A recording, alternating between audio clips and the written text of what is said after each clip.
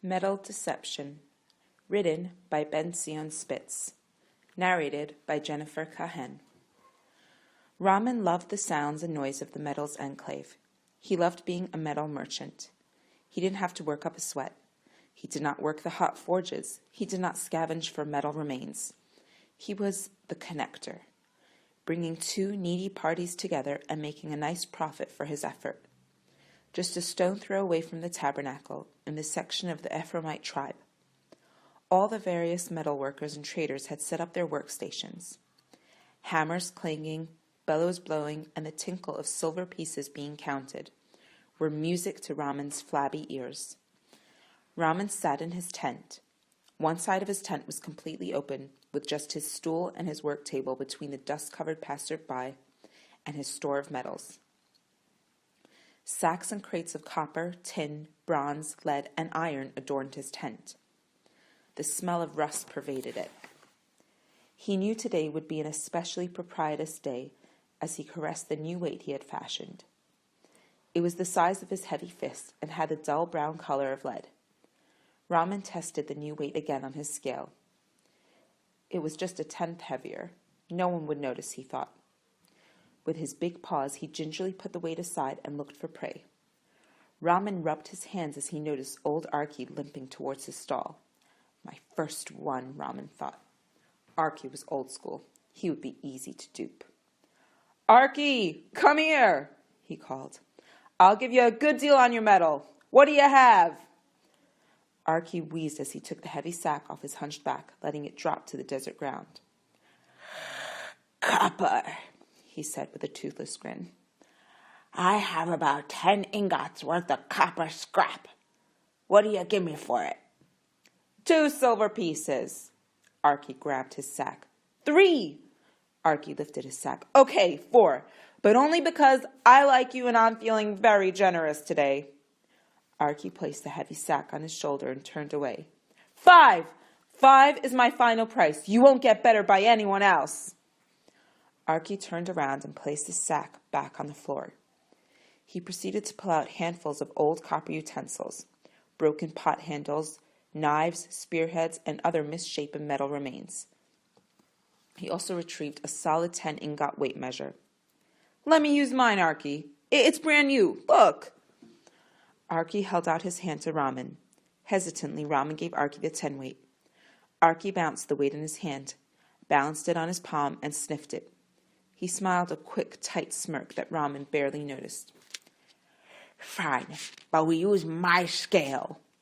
Out of his sack, Arki pulled a short, elaborate decorated scale and placed it on Ramin's work table. Let me make sure it's properly balanced. Arki adjusted the tiny knobs and levers. He tested both sides of the scale by pushing down with his palms. Arki took his hands off the scale and let Ramin see how the scale was evenly balanced, with no weight on it. Satisfied, Ramin quickly placed his weight on one side of the scale. Let's see what you have, Ramin declared. Arki took copper pieces, started biting them, and placed them one by one on the other side of the scale. I still don't understand why you have to taste them, Arki. Just from looking, I can tell the condition it's in. Old habit. Besides, the blacksmiths would be unhappy with poor quality. Ugh, this one is rusty. Arki threw the distasteful arrowhead back in his bag. This one's half tin. He tossed a pot handle into the bag. Ramin's weight slowly moved up as the pile of Arki's copper on the other side grew. Ramin's smile widened as Arki placed more copper on the scale. There, Arki announced. 10 ingots worth. Ramin put his hand in his pocket and counted out 5 silver pieces into Arki's palsied hand. Ramin took the copper off the scale and placed the weight under his table. Arki took his scale and placed it in his sack. By the way, who do you think you'll sell the copper to? Arki asked. I know Gavri was asking for some. Look, today must be my lucky day. Here he comes. A tall, dark, gray-haired blacksmith with soot-stained work robe approached Ramin's station. Good day, Arki, Gavri bowed slowly. It's always good to see an old master. How's the trade? Productive, Arky bowed back. Ramin, did you just buy some copper from this good man? As a matter of fact, I did. How much you need? 2, 3, 4 ingots worth? I'll give you a good deal on 5. I need 10. I just received a big order from the Benjaminites. Suddenly they all want my pots. Okay, that'll be 10 silvers. 10 silvers. Arky, how much did he just pay you for your copper? 5. 5. Ramin, I'll give you 6. 6? 10 is my normal profit margin. That might be your margin when I purchase small amounts, but I'm buying much more, and you only just got the copper now. It's a whole silver gain for doing almost nothing. You can try out Ramin's new 10 weight. I think my old weight will be fine for this order, Ramin coughed. Old weight, new weight, what's going on? What's wrong with the weights? Gavri's fists moved to his hips. Yes, what's wrong with the weights? Arky echoed. I would expect you to use the same 10 weight you used with me moments ago. Merchants came over to see the commotion. A crowd formed round Ramin's station. Sweat ran down his forehead. He wiped it away with the sleeve of his robe. Ramin took out his own unadorned scale and put it on the table. He placed his new 10 weight on it. He slowly put the copper scraps he had just bought on the other side of the scale. Arky whispered to someone, Watch this. Ramin finished placing all of Arky's scraps, but the scales did not balance. Ramin's jaw dropped. What are you waiting for? Gavri demanded. I asked for 10 ingots. That should have been 10 ingots. I don't understand. Do you or do you not have 10 ingots worth of copper? Yeah, of course. I have some more copper here.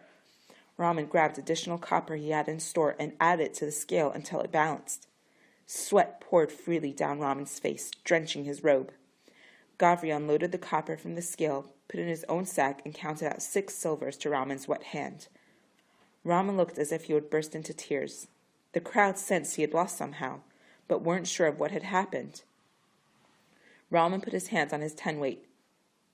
Wait, Arky said. I want to test something. Here is my old trusty 10 weight. Arky lifted his 10 weight into the air for the crowd to see.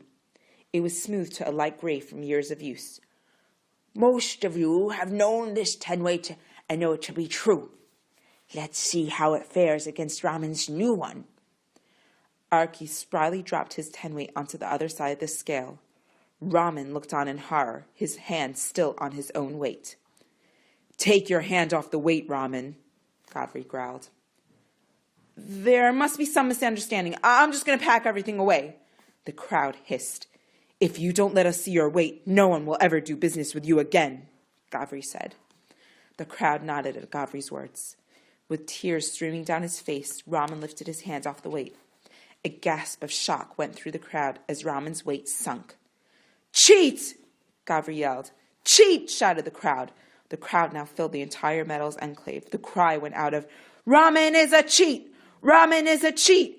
Kill him! Someone yelled. Cut off his hands! Another shouted, No! Gavri's strong voice quelled the crowd. The law is clear. This is an abomination. No one amongst the tribes will trust Ramin, but all he needs to do is give back the amounts he deceived with the false weight. And the only one I think it was used on was Arky. But Arky, somehow, you knew.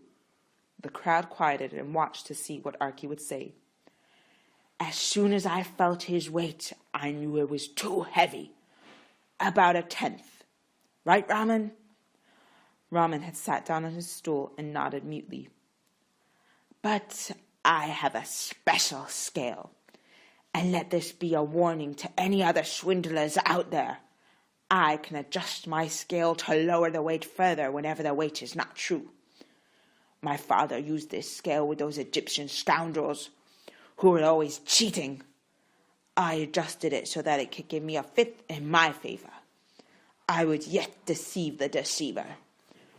Ramin contemplated Arky's words, finally understanding why he had less copper than he thought. Then It was just a matter of waiting for him to do another 10-weight deal, Arki continued. God sent Gavri moments later with just such an order. I'm ruined. Oh. Who will buy all my stock? How will I work? What will I do? This is all I know. You brought this upon yourself, Gavri said. This should be a lesson and a warning for anyone who thinks he can outsmart his brother. I'm sure you will survive, Ramin. I'm actually looking for an apprentice who is familiar with metals, if you don't mind hard work. Ramin looked up at Gavri. He gestured at his store of metals. Will you give me a fair price for my metals? Yes, but I'll use Arki's weights.